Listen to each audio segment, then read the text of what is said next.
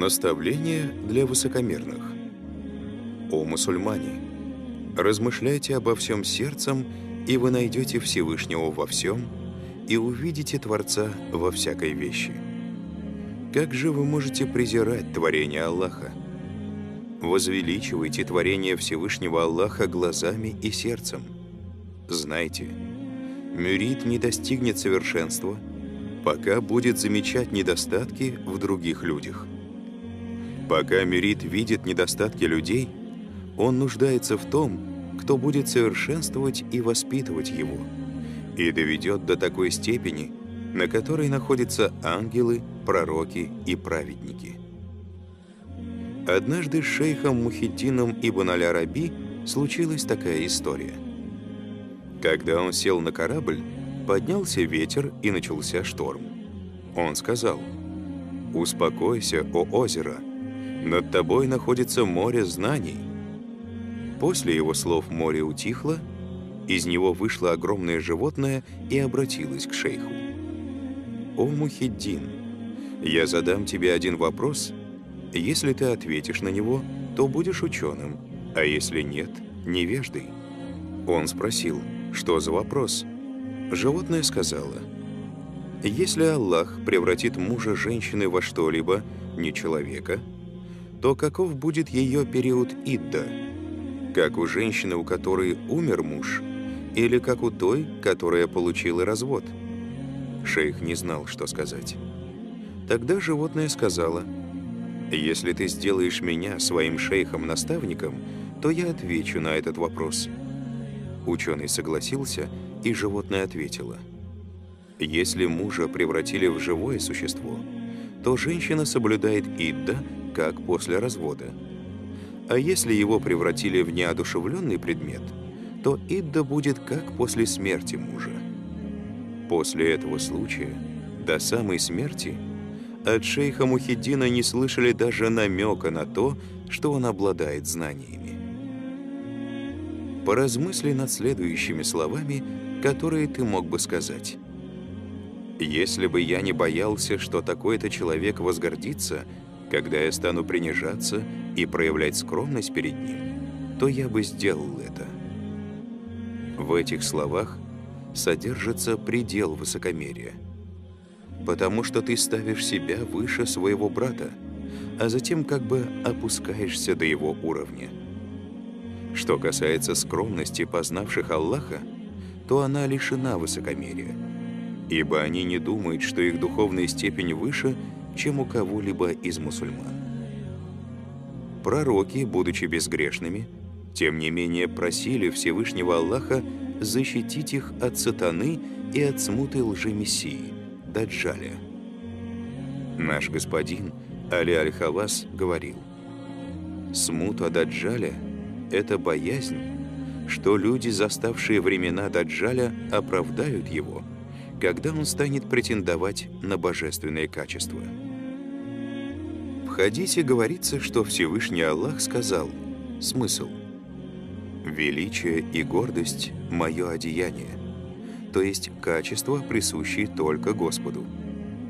«Кто захочет снять с меня одно из них, того я погублю». О мусульмане! Остерегайтесь судить кого-либо. Поистине, у Всевышнего Аллаха есть господа в образе рабов, как есть и рабы в образе царей. Всевышний часто надевает на своего раба одеяние рабства, убудия перед ним, и делает его рабом в собственных глазах, но господином в глазах окружающих.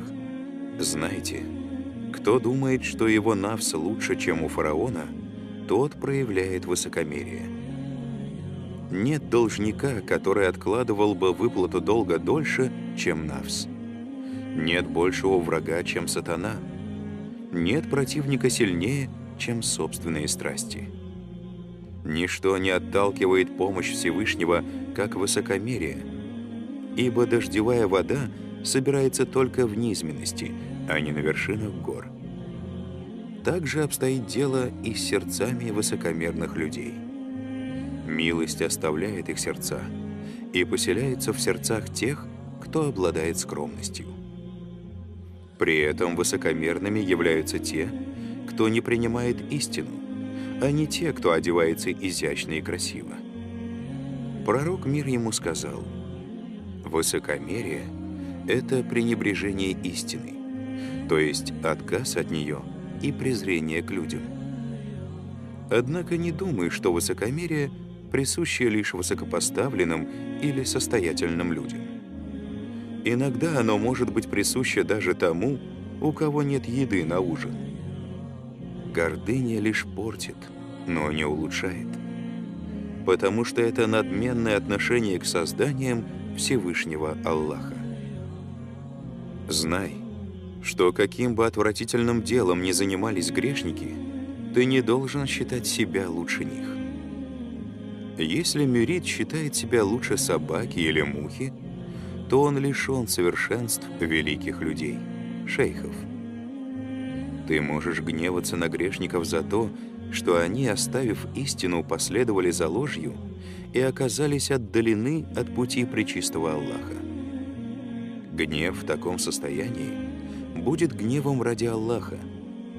Ведь, возможно, грешники раскаются и обратятся к Аллаху, и их положение, может, станет лучше нашего. Аш-Шаарани спросил своего наставника Али Аль-Хаваса: «Как мне, будучи ученым, следующим за своими знаниями, считать себя ниже невежды и нечестивца?» Наставник ответил: «В действительности, превосходство людей друг перед другом заключается не в их сущности, телах, а в их качествах. Подумай о словах Всевышнего. Смысл: скажи, о пророк, я тоже человек, как и вы, ко мне не спосылается откровение». Сура Аль-Кахф, аят 110. Всевышний не сделал между людьми и пророком, мир ему, различия, кроме как в получении откровений и в том, что касается покорности перед Всевышним, ради которой и созданы все люди. Из этого ясно, что достоинство людей друг перед другом бывает только в том, что устойчиво не меняется. А знания и состояние человека меняются. Поэтому, о мусульманин, если тебя лишить знаний, то достоинство, благодаря которому ты увидел себя выше невежды, покинет тебя. В присутствии пророка Мусы, мир ему, двое стали хвалиться своим знатным происхождением. Один из них сказал: «Я такой-то, сын такого-то», и перечислил предков до 9-го колена. Тогда Всевышний ниспослал пророку Мусе, мир ему, откровение: «Скажи ему: все предшественники твоего рода горят в огне ада, и ты 10-м последуешь за ними». Знайте, что 3 черты характера являются деяниями благородных людей. Первое. Они любят расходовать свои средства на нуждающихся. Второе. Любят помогать слабым мусульманам. Третье. Любят скромность и трудности, которые доставляют им люди. Абу Саид передал, что посланник Аллаха, мир ему, сказал: «Ученые милостивого Аллаха — обладатели смиренности и скромности, а ученые правителей — обладатели гордыни и высокомерия». Также было сказано: «Скромность — это благо, которому люди не завидуют. Высокомерие — это беда, при которой люди не испытывают сострадания. Величие человека в скромности, а кто ищет его в высокомерии, тот его никогда не найдет». Пророк, мир ему, рассказал: «Желающий, чтобы люди возвеличивали его, пусть готовит себе место в аду». У праведных предшественников взяли обет, чтобы они возвеличивали людей в соответствии с их скромностью. Поэтому больше всех почтения и радушия заслуживает тот, кто более покорен Всевышнему и проявляет скромность в отношениях с людьми. Мой господин Абдуль-Кадир Аль-Джилани говорил: «Я достиг познания Аллаха не посредством ночных бодрствований и дневных постов, а благодаря щедрости, скромности, искренности, обращению к Творцу языком униженности и нужды, осознанию милости и благ Всевышнего Аллаха и отречению от собственной силы и мощи совершать что-либо». Обладателя смиренности Всевышний Аллах наделяет возможностью приблизиться к Нему. Пророк, мир ему, сказал: «Кому бы Всевышний не явил себя, он непременно станет смиренным». Когда раб милостивого проявляет насилие над кем-либо или вступает с ним в тяжбы, нам становится ясно, что он не из тех, кого приблизил к себе Всевышний. Шейх Ахмад Хаджи Абдулаев, муфтий Дагестана. Благонравие праведников.